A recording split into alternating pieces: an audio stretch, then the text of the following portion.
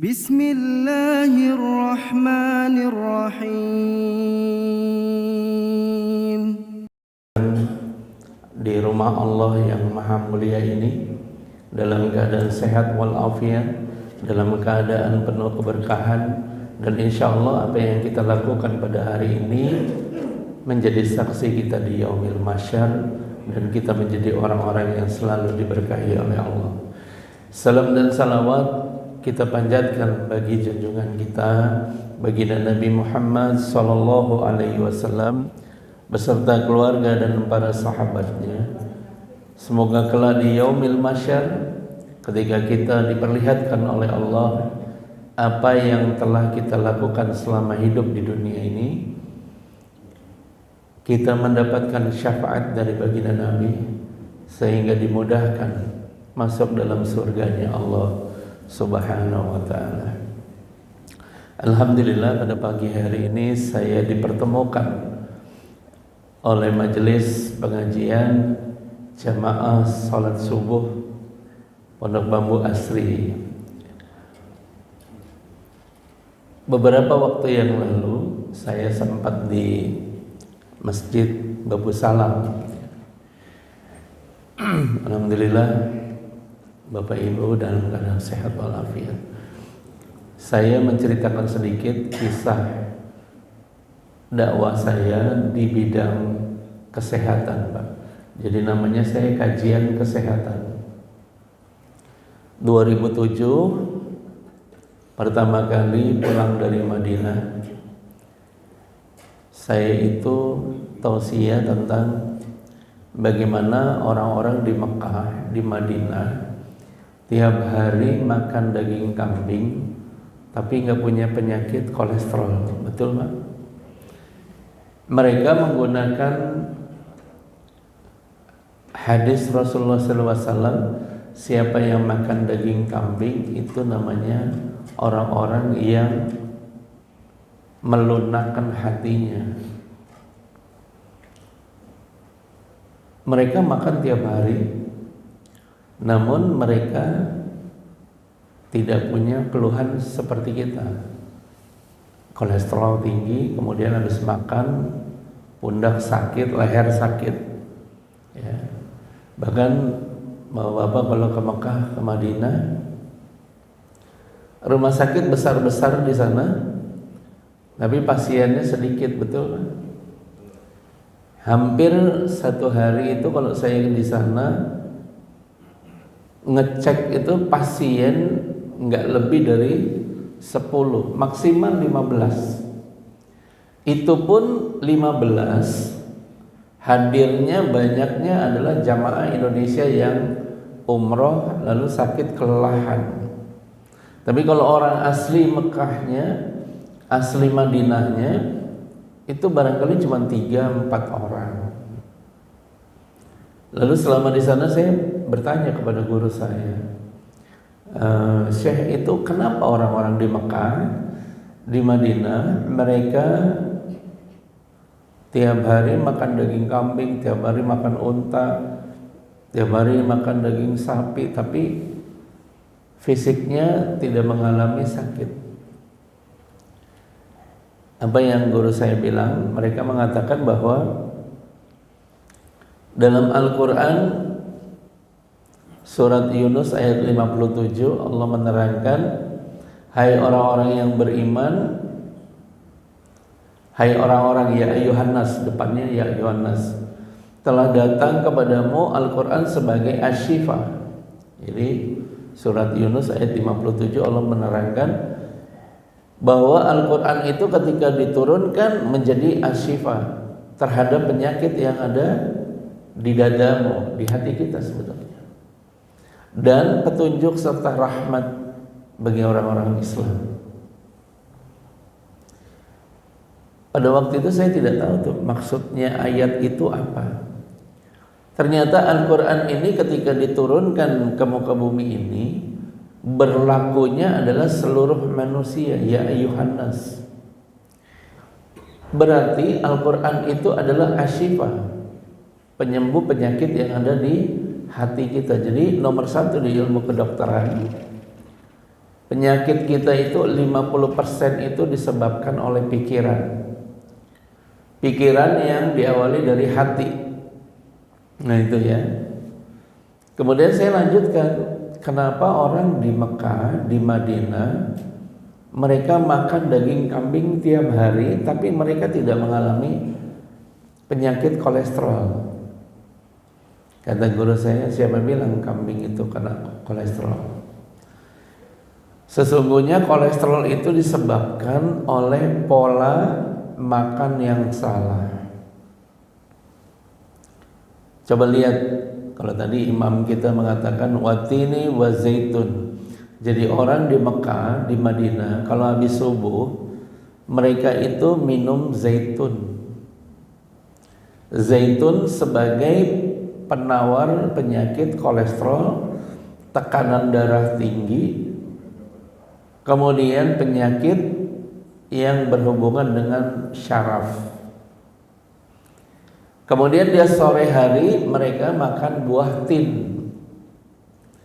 Buah tin ini ternyata banyak mengandung oksidan. Oksidan itu apa fungsinya? Menangkal radiasi, oksidasi. Kalau di ilmu kedokteran namanya oksidasi. Oksidasi ini yang menyebabkan sel-sel dalam tubuh kita rusak. Makanya mereka pegangan dari Allah, watini wa zaitun. Itu bagi mereka kolesterol itu enggak ada. Pulang dari Madinah, saya coba terapkan di keluarga saya, keluarga besar saya yang punya kolesterol. Tiap habis subuh disuruh minum zaitun. Proses zaitun memang tidak seperti proses makan obat Lipitor. Ya, kalau ada yang hobi kolesterol, obatnya pasti Lipitor. Zaitun ini dia mendetok perlahan-perlahan dari tubuh kita yang disebutnya LDL, lemak jahat. Kemudian karena sore hari ini harus mencari buah tin di Indonesia tidak banyak, maka saya membaca surat Al-An'am ayat 99. Surat Al-An'am ayat 99. Kata Allah, makanlah buah-buahan. Di antara buah-buahan yang menurunkan kolesterol adalah buah delima.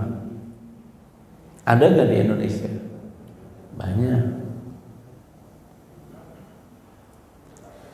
Maka dua obat itulah yang dijadikan rujukan menyembuhkan orang kolesterol, dan keliling-keliling saya se-Bandung selama 2 tahun. Penyakit kolesterol ini adalah penyakit utama sebelum Bapak kena penyakit yang namanya hipertensi, Pak. Kalau hipertensi itu sebabnya dari apa? Pertama adalah dari lemak dalam darah. Yang kedua, peredaran darah kita itu mengental dan macet karena adanya plak yang menempel di aliran darah kita. Makanya pertama 2 tahun saya hanya fokus dakwah bagaimana orang sembuh dengan zaitun dan delima. Kemudian setelah kolesterol ini berfungsi kepada keluarga besar saya, baru berani saya keluar mengatakan kalau orang yang sakit kolesterol coba obatnya. Obat medisnya diganti, obat medisnya dikurangi, kemudian minum zaitun. Kita ini orang Islam, Pak, tapi kadang kita nggak peka sama yang Al-Quran tulis. Bukan hanya tidak peka, bahkan ada yang tidak percaya. Yang mereka percaya hanya sholat, yang mereka percaya hanya puasa. yang mereka percaya adalah haji. Tapi ternyata dalam Al-Quran ini begitu banyak ilmu yang Allah turunkan sebagai petunjuk selama kita di dunia, Pak. Jadi Al-Quran itu adalah petunjuk dan rahmat.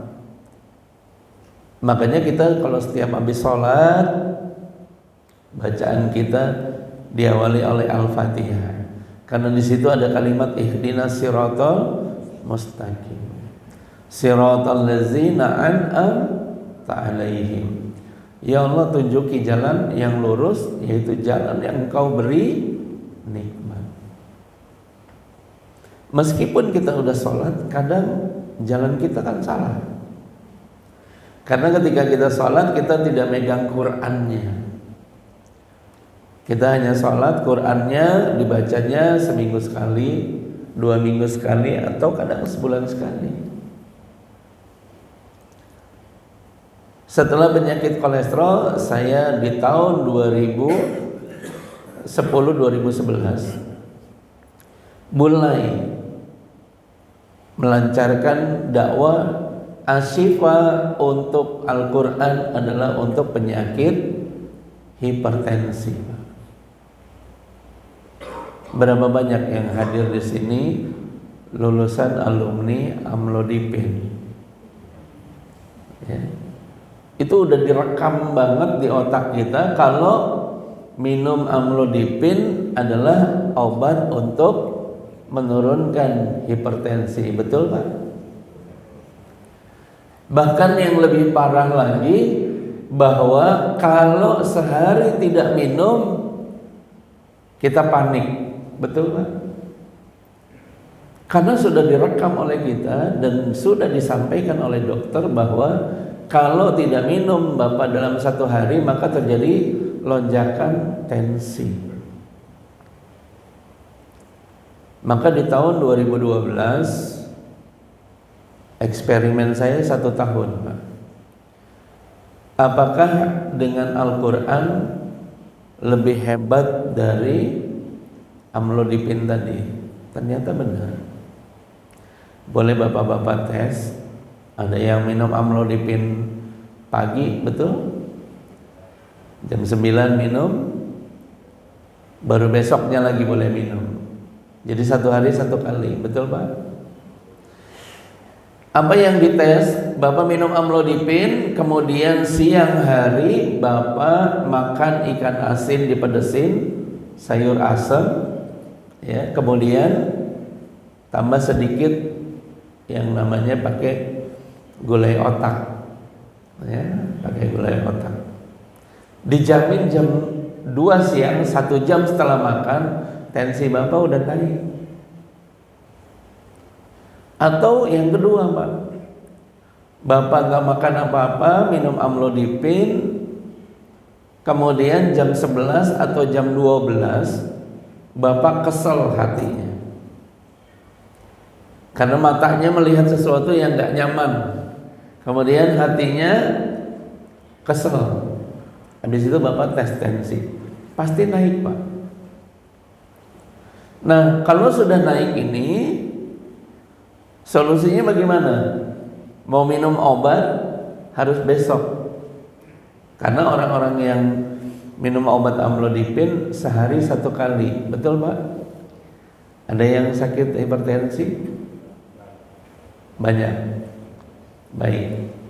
Jadi ketika dia tensinya naik, solusinya bagaimana? Al-Quran, Pak. Al-Quran. Beberapa orang-orang, terutama ulama-ulama yang kurang tidur karena banyak sholat malam, ketika tensinya saya cek satu persatu, rata-rata di atas 170 sampai 180,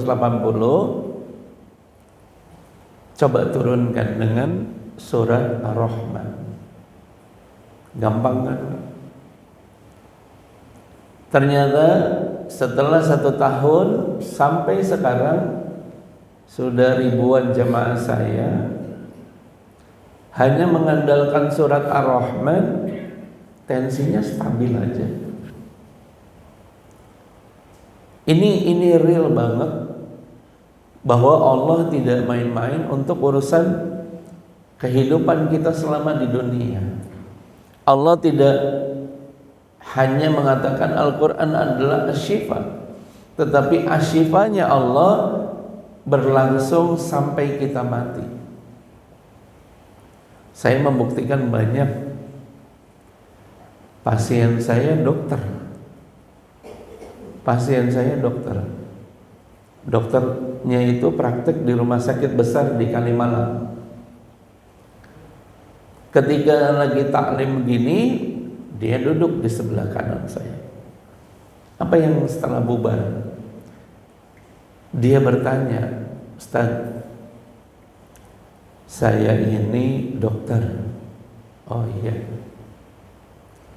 saya sakitnya diabetes. Saya langsung nanya, Bapak dokter, sakitnya diabetes, Bapak minum obat apa? Nggak minum obat, Ustaz. Tapi Bapak praktek? Iya, saya praktek di rumah sakit di Kalimalang. Kemudian saya tanya, kalau Bapak gula darah naik, apa yang Bapak lakukan? Nggak bisa jawab. Lalu kemudian kalau ada pasien datang, kemudian pasiennya sakit, apa yang Bapak lakukan? Bikin resep, kasih obat. Kalau pasien Bapak dikasih obat, kenapa Bapak nggak minum obat? Ini real, Pak. Kemarin saya di Tangerang ketemu sama pemilik rumah sakit, ngajakin bikin rumah sakit.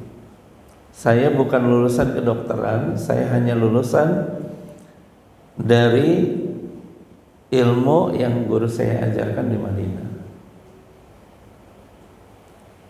Kemudian apa yang terjadi? Kemudian dokter itu mengatakan, saya kalau di rumah sakit harus memberikan obat, karena memang penghasilan rumah sakit itu dari obat kan Ustaz. Memang di Indonesia ini bisnis obat itu luar biasa, Pak.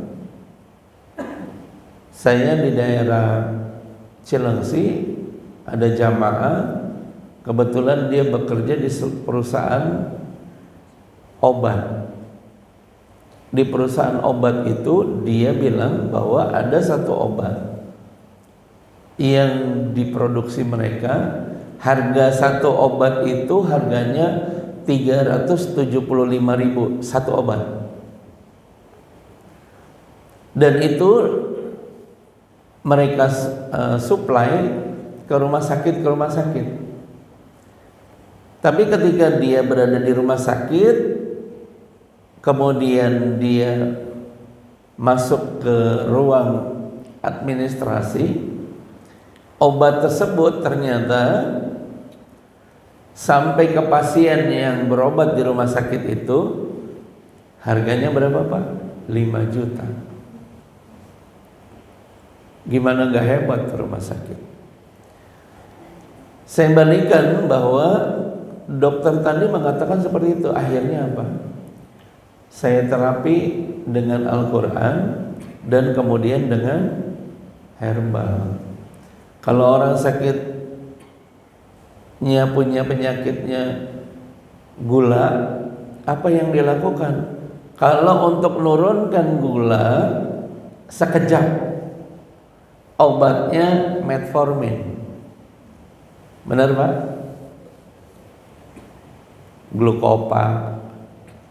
Glukopak ya metformin juga.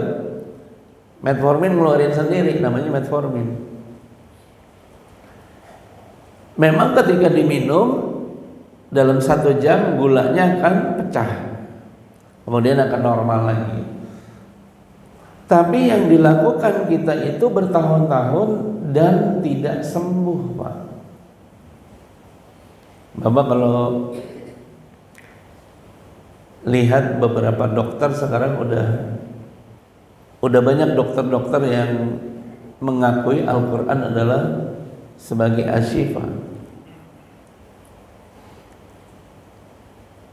Kalau misalnya minum metformin aja untuk menurunkan gula, Al-Quran itu menurunkan gula itu cuma dengan baca surat Al-A'raf ayat 31. Surat Al-A'raf ayat 31.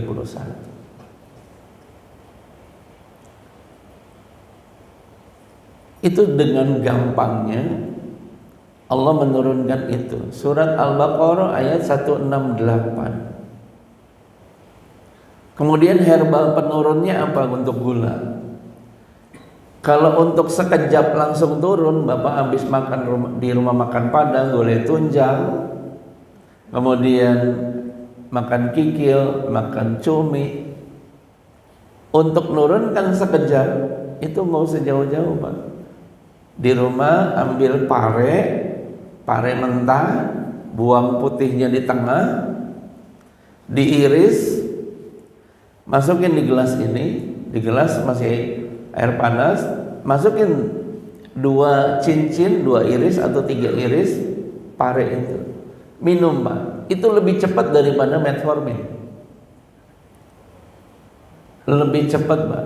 Jadi begitu ditaruh di gelas, diamkan setengah jam, sudah mulai keluar getah dari pare tadi, kemudian mulai hijau air putih kita, itu diminum. 10 menit, Pak, itu normal lagi, Pak, 110, 120. Kalau hanya untuk menurunkan, tidak perlu dengan obat kimia. Tapi kalau untuk menyembuhkan, kalau di ilmu kedokteran, gula disebut penyakit yang nggak ada obatnya, sehingga harus diminumkan metformin, diminumkan lagi obat malamnya apa nah saya lupa namanya, kadestatan. Tapi nggak akan sembuh karena tiap hari kita minum obat. Tapi kalau kita deketin Al-Quran, kemudian kita belajar ikhlas, belajar menerima takdir, pankreas kita itu akan berfungsi dengan baik lagi. Lalu kemudian herbalnya kita makan apel. Ya, untuk orang sakit gula tuh yang paling bagus adalah makan apel.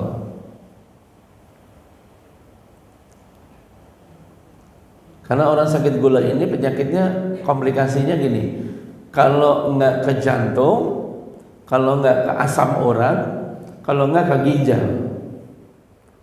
Makanya obatnya apel, air lemon untuk ginjalnya, air lemon nih. Ya. Kemudian untuk jantungnya apa yang dia makan? Bawang putih. Bawang putih diiris kecil-kecil, ditaruh di air, airnya diminum. Nah, saya balik lagi ke penyakit yang namanya hipertensi. Hipertensi ini ternyata dalam Al-Quran, kenapa surat Ar-Rahman? Karena dalam surat Ar-Rahman itu ada kalimat fabi'ai ala irob tukaziba. Kita itu nggak akan pernah bisa menghitung-hitung nikmat Allah, di mana-mana kita nggak bisa hitung. Sementara hipertensi itu adalah penyakit antara hati sama pikiran. Kalau udah tanggal 15, di dompet tinggal 200.000, tiap hari udah mikir, akhir bulan dapat gak ya makan. Terus tambah lama tensi naik terus tuh, Pak. Yang lebih parah kalau sudah tensi naik, penyakit gula ini kan penyakit yang di bawah tekanan pikiran yang berlangsung lama. Jadi saya menganalisa orang-orang yang kena sakit gula biasanya diderita penyakit pikiran tekanan yang terlalu lama. Makanya jangan main-main pinjol. Pinjol pinjam setahun, tiap bulan pusing, setahun setengah sakit gula. Apa yang saya sampaikan Bapak Ibu yang dirahmati Allah Subhanahu wa taala, ini analisanya 15 tahun. 2010 sekarang 2025. Jamaah saya di Jatiwaringin, suami istri ke dokter, katanya harus pasang ring jantung. Karena BPJS suruh ngantri 2 bulan lagi Pak. Tiba-tiba Allah kasih hidayah, saya ngisi di masjid di Jatiwaringin, di Gamprit. Saya bilang kalau orang sakit jantung, Qur'annya itu surat Qaf ayat 16. Pegang jantungnya baca surat Qaf ayat 16. Baca surat Al-Baqarah ayat 74. Baca surat Al-Mu'minun ayat 12 sampai 14. Kemudian jantung ini sebabnya apa? Tekanan darah tinggi. Sebabnya apa? Kolesterol, lemak dalam jantung. Jadi sumbernya sebenarnya jantung. Itu sebabnya adalah dari hipertensi. Hipertensi sebabnya dari kolesterol. Makanya kita harus balik lagi cerita Rasulullah, bahwa Rasulullah kenapa mendoakan pohon zaitun, Pak? Karena ternyata pohon zaitun itu ketika diminum oleh kita, itu memperbaiki seluruh susunan saraf kita yang 16, kata dokter tuh 16 triliun saraf kita. Kemudian zaitun ini memperbaiki sel-sel saraf supaya kita tidak pikun, kemudian tidak loading lama, mikirnya kelamaan. Ternyata zaitun luar biasa. Makanya 3 tahun terakhir, setelah saya eksperimen ke beberapa anak saya, mereka tidak ikut bimbel, mereka tidak ikut tryout yang dimana-mana. Saya tiap malam hanya habis isya gunakan zaitun di jari-jari saya, kemudian saya tempelkan di kulit kepala anak saya, kemudian sampai ke rambut saya tarik baca Fatihah. Alhamdulillah anak-anak saya itu perguruan tinggi kemarin lulus IPB cum laude, IP-nya tertinggi.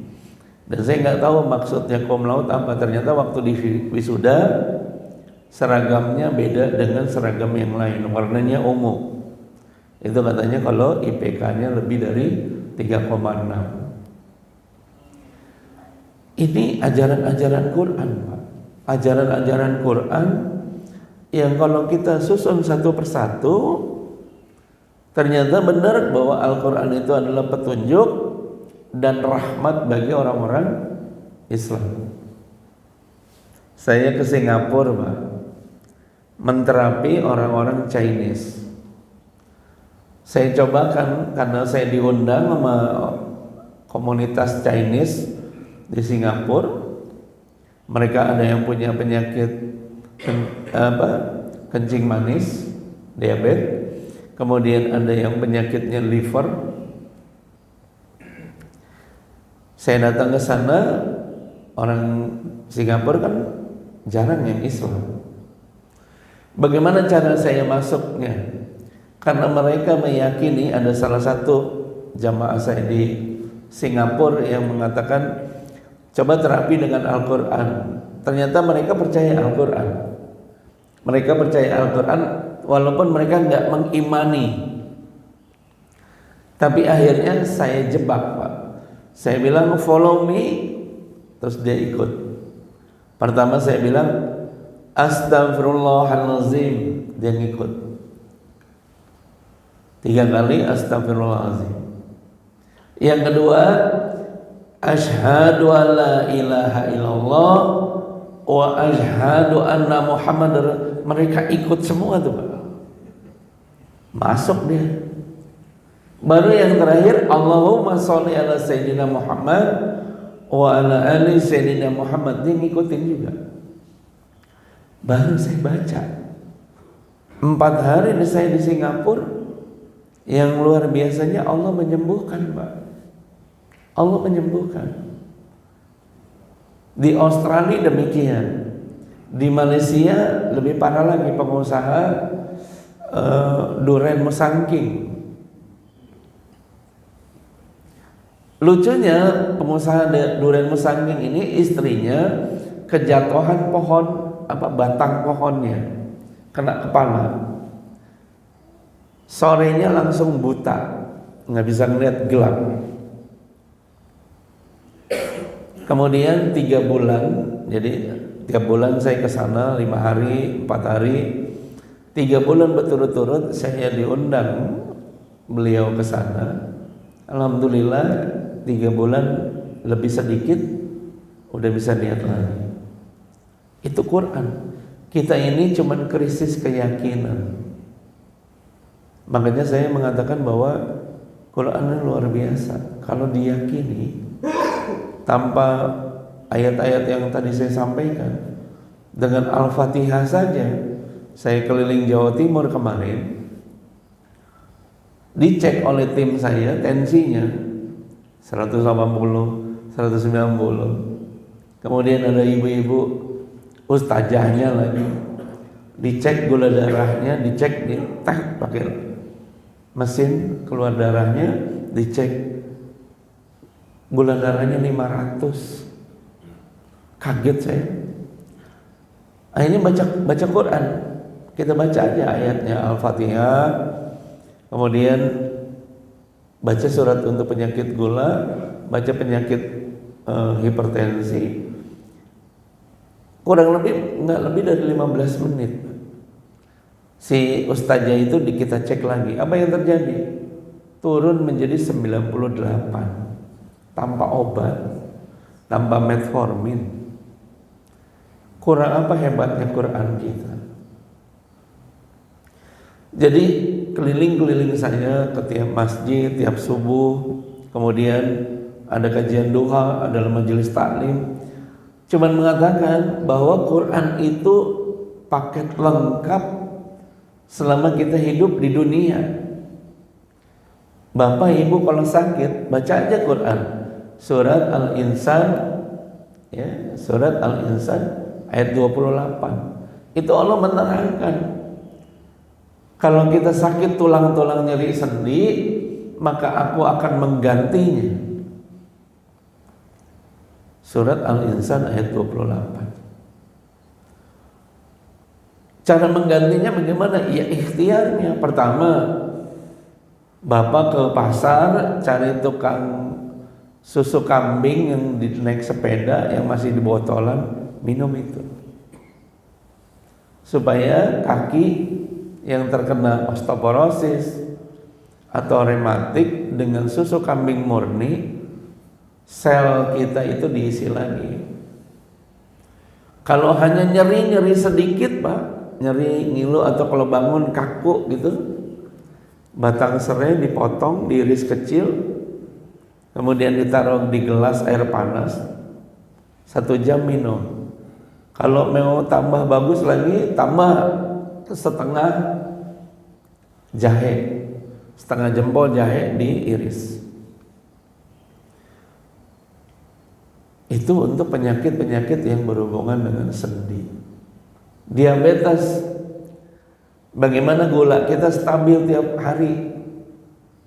Beli salak, kemudian cuci salaknya, tapi yang direbus adalah kulit salaknya.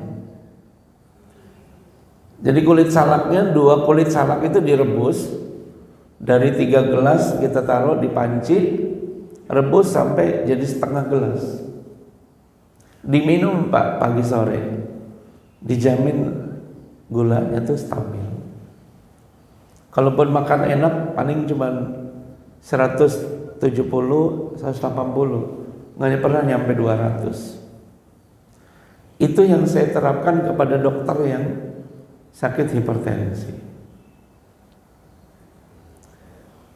Dan masih banyak lagi kalau dibahas, keburu waktu suruh. Artinya bahwa Quran ini kalau kita yakinin satu ayat aja, sumber penyakit kita Pak, kolesterol Pak. Kenapa kita makan kambing besoknya udah nggak bisa nengok? Karena tiap hari kita beda sama orang Arab. Orang Arab makan kambing aja. Kalau kita kan mau makan kambing, ada makan lain-lain yang sudah jadi kolesterol. Apa tuh? Gorengan. Gorengan itu Pak, LDL-nya tinggi banget. Ya. Jadi yang menyebabkan kita sakit kolesterol kita nggak sembuh, lemak jahat kita itu numpuk di badan. Numpuk, besok ada lagi, bulan depan yang makan lagi, yang kemarin belum kebuang. Makanya penyakitnya ketika radikal bebas itu banyak dalam tubuh kita, mengganggu sel-sel dalam tubuh kita, yang hidup apa Pak? Sel kanker. Nah, sel kanker ini Pak, yang nyebar ke bagian-bagian tubuh kita. Dan kebetulan kalau kanker yang banyak derita adalah ibu-ibu. Karena makanannya banyak, jajannya banyak. 2 tahun terakhir orang dihebohkan dengan skincare. Ya, ibu-ibu tuh. Kalau di pengajian majelis taklim saya bilang 2 tahun ke belakang orang ramai dengan skincare yang mengandung banyak merkuri, banyak mengandung zat lain, mengandung lemak babi. Bayangin sholat tapi mukanya ada lemak babi, gimana tuh? Otomatis gagal sholat kita. Kalau kita buka Al-Quran, Allah udah nerangkan. Kalau wajahnya pengen glowing, saya bilang baca surat An-Nur ayat 35, buka. Nanti di rumah kasih tahu istrinya. Surat An-Nur ayat 35.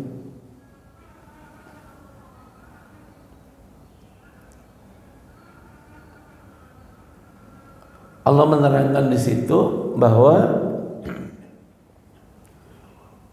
wajahmu akan menjadi cahaya seperti cahaya di dalam lubang yang gelap. Lalu seperti berkaca-kaca. Dengan apa? Ternyata di situ Allah menerangkan adanya zaitun yang dioleskan di muka, Pak. Jadi ibu-ibu ternyata saya bilang, ngapain beli skincare 1 juta, beli zaitun tiap malam olesin.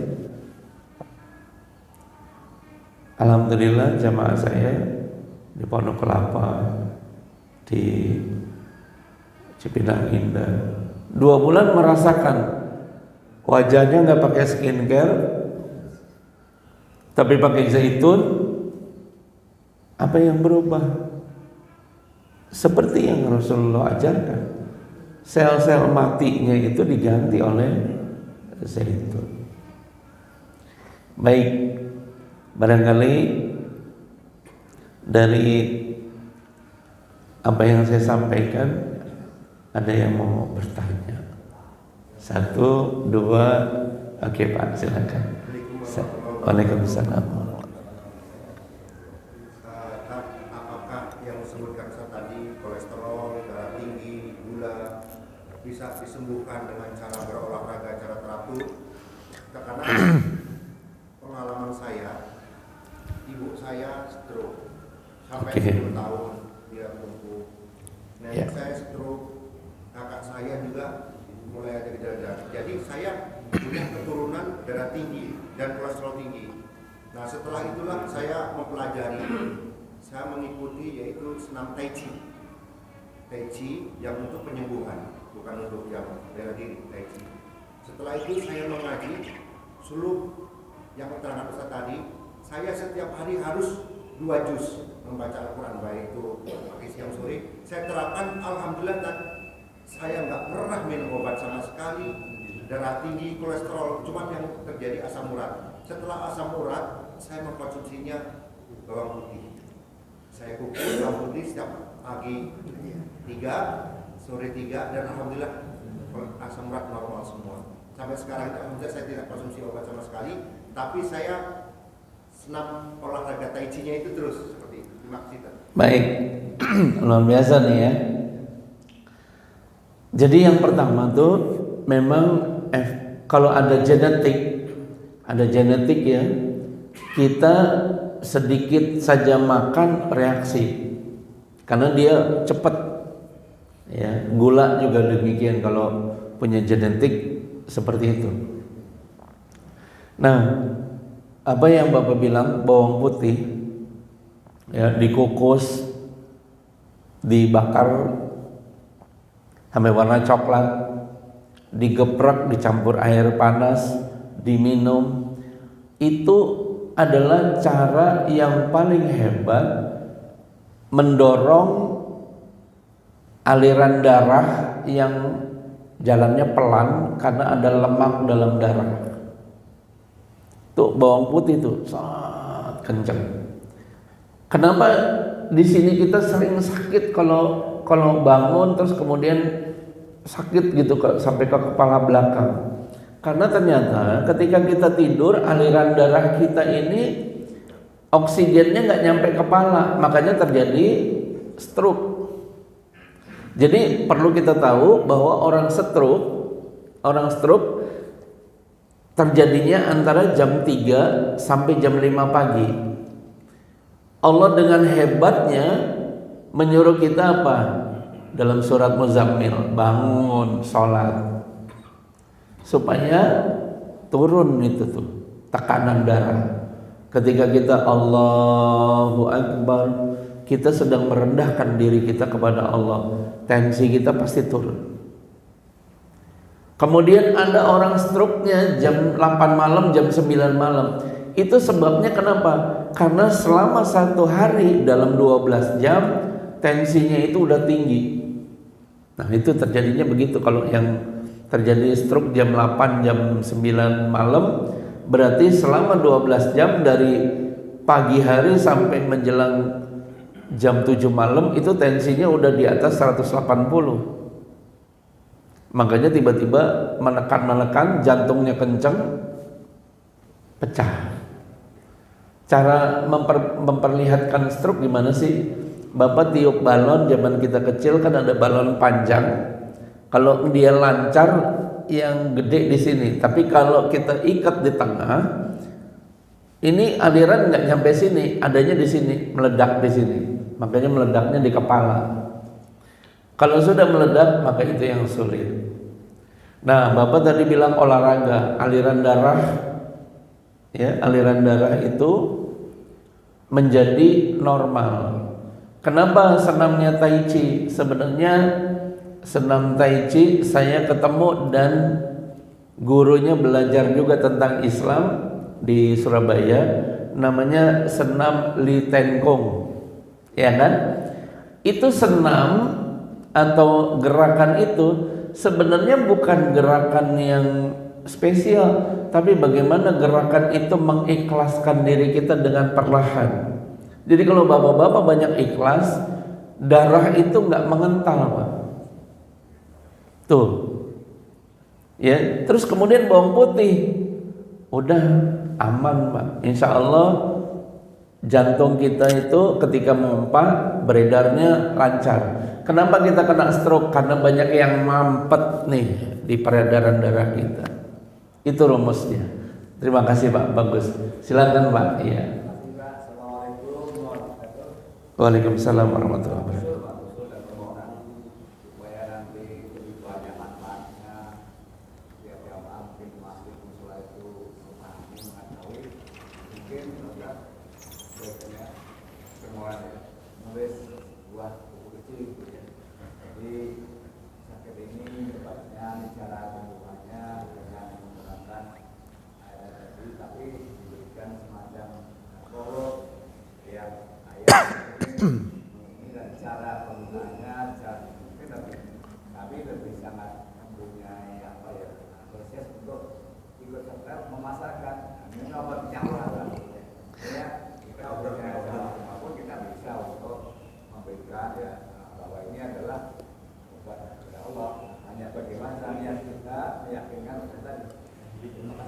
Baik, terima kasih.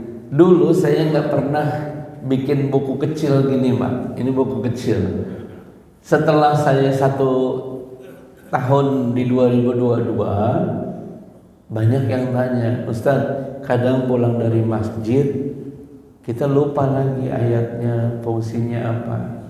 Akhirnya dibuatkan oleh jamaah ini, ya, ini buku yang kalau dibuka ini ayat Quran dengan obat jantung, surat Qaf ayat 16, kemudian Al-Mu'minun ayat 12 dan 14, herbal yang membantu penyakit jantung, rebus ketumbar 1 sendok makan, alhamdulillah ada. Jadi infaknya ini cuma 25.000, ya. Jadi kalau ini nggak tahu nih di mobil masih ada berapa, mudah-mudahan masih cukup.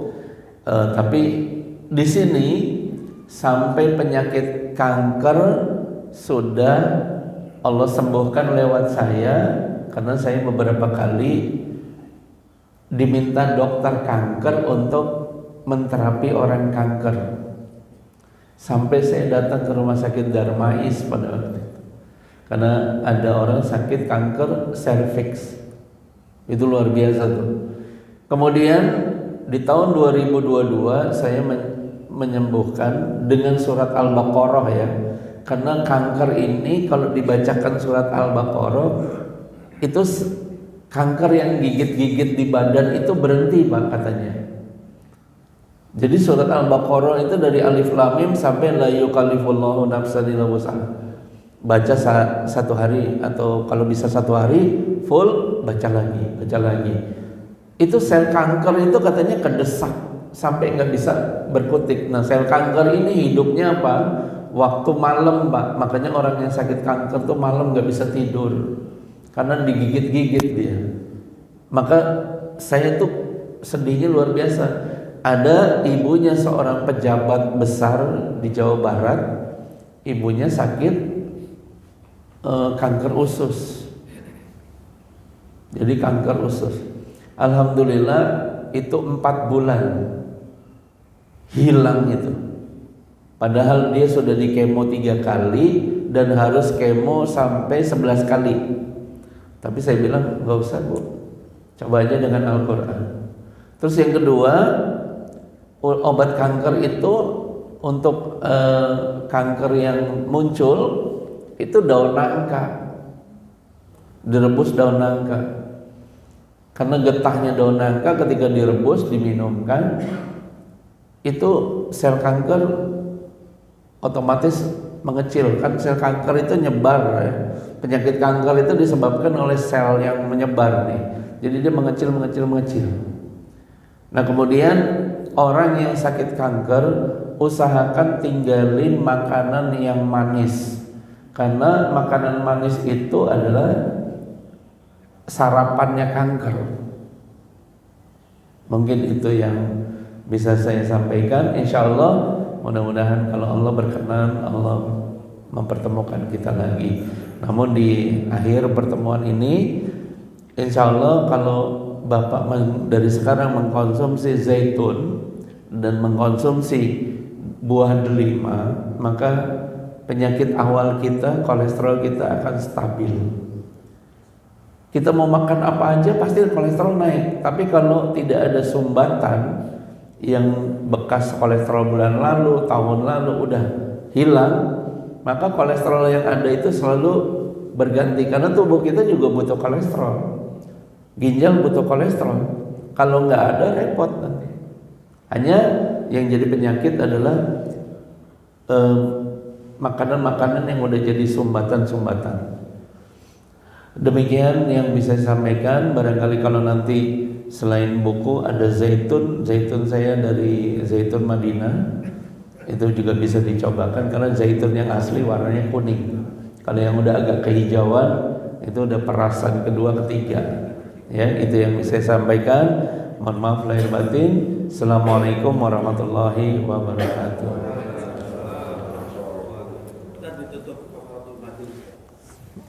Baik, kita doa ya. A'udzubillahi minasyaitonirrajim. Bismillahirrahmanirrahim. Ya Allah ya Rahman, ya Allah ya Rahim. Kami berkumpul kepadamu ya Allah, memohon diberikan petunjuk dan ilmu dari Al-Quran. Jadikanlah hati kami yakin dengan Al-Quranmu ya Allah, dan jauhkanlah kami dari kebodohan ya Allah.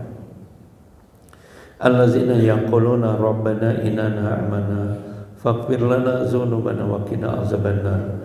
Asy-syabirina wa syarikina wa qanitina wal munfikina wal mustaghfirina bil asyar. Wa ma kana qaulahum illa aqalu rabbana ighfir lana dzunubana wa israfana fi amrina wa tsabbit aqdamana wansurna 'alal qaumil kafirin. Semoga umur kami berkah ya Allah. Semoga kami selalu dalam lindungan-Mu ya Allah. Amin ya rabbal alamin. Kita tutup dengan doa kafaratul majelis. Subhanallah wa bihamdika astaghfirullah wa atubu ilaihi. Terima kasih. Assalamualaikum warahmatullahi wabarakatuh. فبأي آلاء ربكما تكذبان